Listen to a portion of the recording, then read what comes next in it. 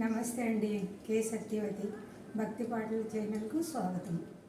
కార్తీక పురాణము 17వ అధ్యాయము. శుక్లాంబరధరం విష్ణుం శశివర్ణం చతుర్భుజం ప్రసన్నవదనం ధ్యాయే సర్వవిఘ్నోపశాంతయే. అంగీరసుడు ధనలోభునకు చేసిన తత్వోపదేశము. ఓ మునిశ్రేష్ఠులారా, ఓ ధనలోభి, నీకు కలిగిన సంశయంబులకు సమాధానము చెప్పుచున్నాను వినుము. కర్మ వలన ఆత్మకు దేహధారణము సంభవించుచున్నది. కావున శరీరోత్పత్తి కర్మ కారణమగుచున్నది. శరీర ధారణము వలనే ఆత్మ కర్మను చేయును గనుక కర్మ చేయుటకు శరీరమే కారణమగుచున్నది.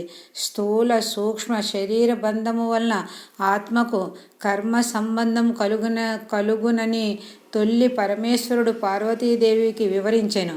దానికి మీకు నేను వివరించుచున్నాను.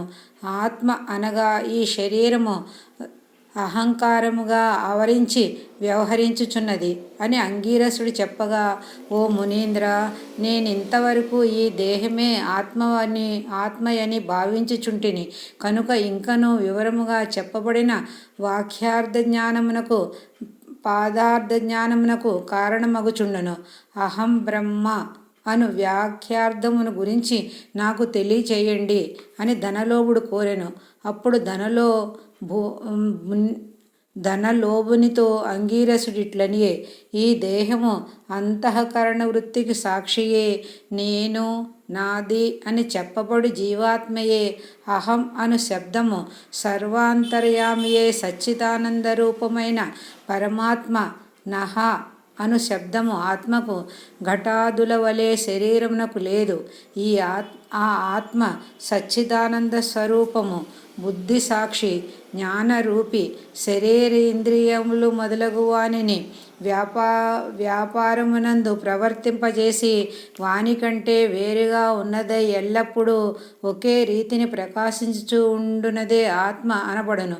నేను అనునది శరీర ఇంద్రియాదులతో ఒకటి కాదని తెలుసుకొనుము. ఆ దేహేంద్రియాదులు అన్నిటినీ ఏది ప్రకాశింపచేయునో అదియే నేను అని నిశ్చయము. అందుచేత అస్థిరములు శరీరేంద్రియాదులు కూడా నామరూపముతో నుండి నశించినవియే గాక ఈ దేహమునకు జాగత్ స్వప్న సుషుప్తావస్థలు స్థూల సూక్ష్మకార శరీరములు మూడింటి యందును నేను, నాది అని వ్యవహరించేదే ఆత్మ అని గ్రహించుకొనుము. ఇనుము సూదంటు రాయిని అంటిపెట్టుకుని తిరుగునటుల శరీర ఇంద్రియాలు దేవి ఆశ్రయించి తిరుగుచుండునో అదే ఆత్మ. అట్లే అవి ఆత్మ వలన తమ పనిని చేయును. నిద్రలో శరీరేంద్రియాల సంబంధము లేక గాఢ నిద్రపోయి మేల్కొన్న తరువాత నేను సుఖనిద్రపోతిని, సుఖంగా ఉంది అనుకునేదే ఆత్మ. దీపము గాజుగుడ్డులో ఉండి ఆ గాజును ప్రకాశింపజేయునట్లే ఆత్మ కూడా దేహేంద్రియాలను ప్రకాశింపచేయుచున్నది.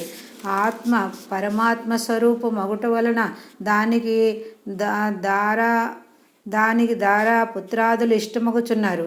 అట్టి విశేష ప్రేమాస్పదమగు వస్తువేదో అదియే పరమాత్మ అని గ్రహింపుము. తత్వమసి మొదలైన వ్యాఖ్యాములందలి త్వం అను పదమునకు కించిత్ జ్ఞాత్వాది శిశిష్టమందు జీవాత్మ అని అర్థం.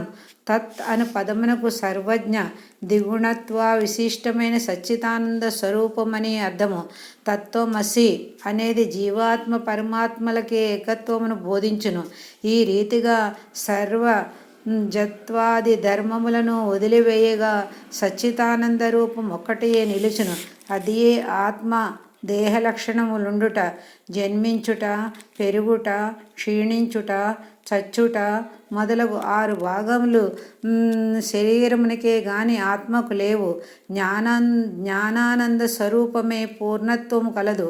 వేదములలో దేనికి సర్వజ్ఞత్వము, ఉపదేశము, సంపూర్ణత్వము నిరూపించబడి ఉన్నదో అదియే ఆత్మ. ఒక కుండను చూచి అది మట్టితో చేసినదే అని ఏ విధముగా గ్రహింతుమో అటులనే ఒక దేహాంతర్యామియగు జీవాత్మ పరమాత్మయని తెలుసుకొనుము. జీవులచే కర్మఫలం అనుభవింపజేసేవాడు పరమేశ్వరుడే అనియు జీవుల కర్మఫలమును అనుభవింతురనియు తెలుసుకొనుము. అందువలన మానవుడు గుణ సంపత్తు గలవాడే గురు శుశ్రూషను నర్చి సంసార సంబంధముగా ఆశలన్నీ విడిచి విముక్తి నొందవలేను. మంచి పనులు తలచిన చిత్తశుద్ధియు దానివలన భక్తి జ్ఞాన వైరాగ్యములు కలిగి ముక్తి పొందుదురు. అందువలన సత్కర్మానుష్ఠానము చేయవలేను.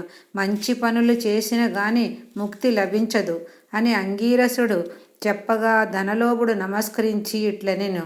ఇట్లు స్కాంద పురాణాంతర్గత వశిష్ఠ ప్రోక్త కార్తీక మాసమందలి సప్తదశాధ్యాయము 17 రోజు పారాయణము సమాప్తము.